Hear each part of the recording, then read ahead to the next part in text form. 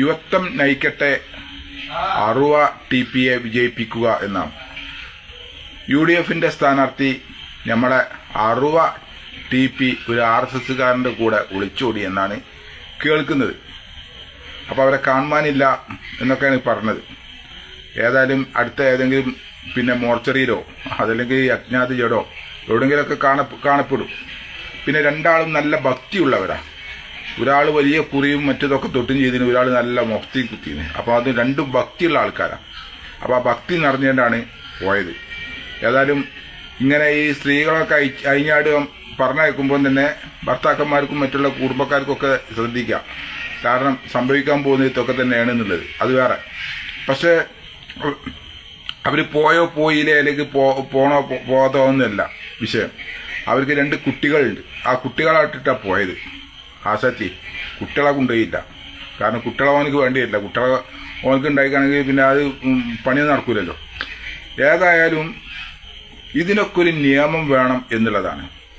ഒന്നുകിൽ ഒരു ഡിവോഴ്സ് ആവാത്ത സ്ത്രീകളും പുരുഷനും, ഇപ്പം പുരുഷന്മാർക്ക് മുത്തലാക്ക് പറ്റൂല, ഡിവോഴ്സ് പറ്റൂല, പിന്നെ അത് പറ്റൂല ഇത് പറ്റൂല, അതൊക്കെ ഭയങ്കര നിബന്ധനകളാണ്. അത് പുരുഷന്മാർക്ക് മാത്രം പോരാ, അത് സ്ത്രീകൾക്കും വേണ്ടേ. ഈ പിഞ്ചു കുഞ്ഞുങ്ങൾ എന്ത് തെറ്റാണ് ചെയ്തത്? ഇവള് പ്രസവിച്ചിട്ട 2 കുഞ്ഞുങ്ങൾ എന്ത് തെറ്റാണ് ചെയ്തത്? ഇവർക്ക് ഈ അമ്മയുടെ അല്ലെങ്കിൽ ഉമ്മയുടെ സ്നേഹം ഒരിക്കലും ഒരു ഉപ്പയുടെ അല്ലെങ്കിൽ അച്ഛൻ്റെ അടുത്ത് നിന്ന് കിട്ടൂല എന്നുള്ളത് ഒരു യഥാർത്ഥ സത്യമാണ്. അതൊരിക്കലും കിട്ടൂല. അപ്പോൾ എന്ത് വേണം? ഈ കുട്ടികളെ സംരക്ഷിക്കാൻ ഉമ്മ വേണം, അതല്ലെങ്കിൽ അമ്മ വേണം. അത് നിർബന്ധമാണ്. ആ കുട്ടികളെ ഒരു വയസ്സ് വരെ അല്ലെങ്കിൽ ആ ഒരു പക്വതാവുന്നത് വരെ വളർത്തി വലുതാക്കാൻ അമ്മ കൂടെ വേണം എന്നതിൽ യാതൊരു സംശയവുമില്ല. ഇതിനാണ് സർക്കാർ അല്ലെങ്കിൽ കോടതി ഇടപെട്ട് ഒരു നിയമം കൊണ്ടുവരേണ്ടത്. പല നിയമങ്ങളും ഇവിടെ കൊണ്ടുവരുന്നുണ്ടല്ലോ. ഒരു വിവാഹബന്ധം വേർപിരിയാതെ മറ്റൊരാളെ കൂടെ ചാടിപ്പോകാൻ പാടില്ല എന്നുള്ള ഒരു നിയമം കൊണ്ടുവരേണ്ടത് അത്യാവശ്യമാണ്.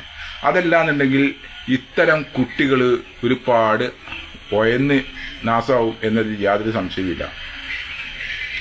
ഈ ഭർത്താവിന്റെ പണവും ആ സൗഭാഗ്യമൊക്കെ എടുത്തിട്ടാണ് ഇവർ പോണത്. മാക്സിമം എത്രത്തോളം ഊറ്റാൻ പറ്റുമോ ആ ഊറ്റാൻ പറ്റിയ മുഴുവനും എടുത്തിട്ടാണ് ഇവർ പോകുന്നതും. അതും നോക്കണം. അതുകൊണ്ട് ഇതിന് ഒരു നിയമം നിർബന്ധമാണ്. കാരണം ഒരു 2 ആളുകൾ ജീവിക്കുകയാണെങ്കിൽ അവർ ഡിവോഴ്സ് ആവാതെ നിയമപ്രകാരം പിന്നെ കുടുംബജീവിതം വേർപിരിയാതെ വേറെ ഒരു പുരുഷന്റെ കൂടെ സ്ത്രീ പോവാനും പാടില്ല.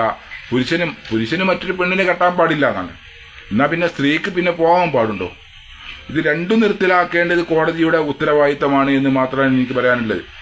കാരണം ഇത് ചെയ്തിട്ടില്ല എന്നുണ്ടെങ്കിൽ ഉറപ്പായിട്ട് ഒരുപാട് ഇതുപോലെയുള്ള കുട്ടികൾ ഒയലും. ഈ ചെറിയ പിഞ്ചു കുട്ടികളെങ്കിലും ആലോചിക്കണ്ടേ? ഈ സ്ത്രീ വെറും 32-33 വയസ്സായ സ്ത്രീയാണത്രേ. ഈ 32 വയസ്സായ സ്ത്രീക്ക് എത്ര വയസ്സായ കുട്ടികളുണ്ടാവും? 2 കുട്ടികളാണെങ്കിൽ.